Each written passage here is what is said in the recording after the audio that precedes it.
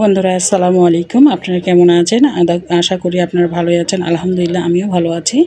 আজকে নিয়েছি গুঁড়া মাছ, আর এটা দেশি গুঁড়া মাছ নিয়েছি। গুঁড়া মাছটা আজকে আমি সব কিছু মাখে রান্না করব। এখানে দিচ্ছি রসুন, কাঁচামরিচ আর পেঁয়াজ। আমি সব মোটা করে কেটে নিয়েছি। আজকে একটু অন্যভাবে রান্না করব।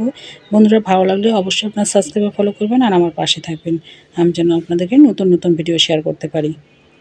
আপনারা কে গুঁড়া মাছ খেতে পছন্দ করেন সবাই কমেন্ট করে জানাবেন। এই পেঁয়াজ, রসুন, কাঁচামরিচ, স্বাদ মতো লবণ, পরিমাণ মতো হলুদ। আজকে আমি সব কিছু মোটা করে কেটে দিয়েছি। সব কিছু তো আমরা চিকন করে খাই, আজকে একটু মোটা করে কেটে দিয়েছি। আর দিয়েছি তেল পরিমাণ মতো, দিয়ে ভালো করে আমি হাত দিয়ে কষলে মেখে নিব। পেঁয়াজটাকে একটু নরম করে নেব।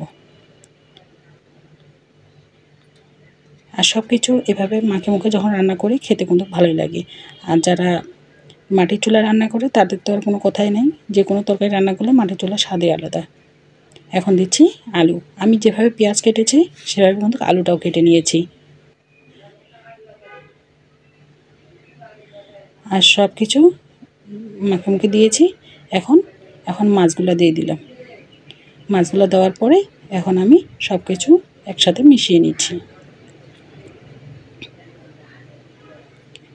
মিশিয়ে নেওয়ার পরে সব কিছু এভাবে হাত দিয়ে সুন্দর করে মেখে নিতে হবে। আর এখন হাত ধুয়ে একটু পানি পরিমাণ মতো একটু পানি দিলাম। যেহেতু একটু মোটা করে দিয়েছি, একটু সিদ্ধ হতে সময় লাগবে, তাই আমি সব কিছু সমান করে নিচ্ছি।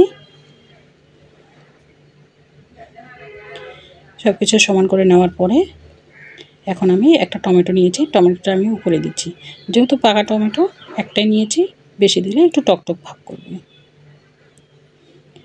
এখন আমি একটু খন্তা দিয়ে সমান করে নেড়ে দিয়ে মাটির চুলায় বসিয়ে দিয়েছি। আর এখন ঢাকা দিয়ে রেখে দেবো কিছুক্ষণের জন্য। আর এখন জাল দিচ্ছি। কিছুক্ষণ পরে আবার ঢাকা তুলে একটু ভিতরটা নেড়ে চেড়ে দেব। আর এইভাবে মিডিয়াম চুলাটা আগুনটা কমিয়ে দিতে হবে। আমি পাশে কিন্তু একটা খড়ি বের করে রেখে দিয়েছি।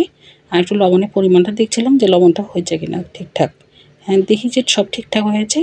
এখন মাছ থেকে এই যে তেলটা বের হয়ে এসেছে, আবার একটু স্টারবাক দিয়ে ঘুরিয়ে পিঠ পুরা করে দিচ্ছি, মানে একটু পুরা ভাব করে নিচ্ছি। আর নেওয়ার পরে এখন আমি পরিবেশন করে নিলাম। দেখুন তো বন্ধুরা, খুব সহজে আমার রান্না হয়ে গেল গুঁড়া মাছের চচ্চড়ি। আপনারা এভাবে বানিয়ে খাবেন। কেমন হয়েছে কমেন্ট করে জানাবেন। আসসালামু আলাইকুম, ভালো থাকবেন সবাই।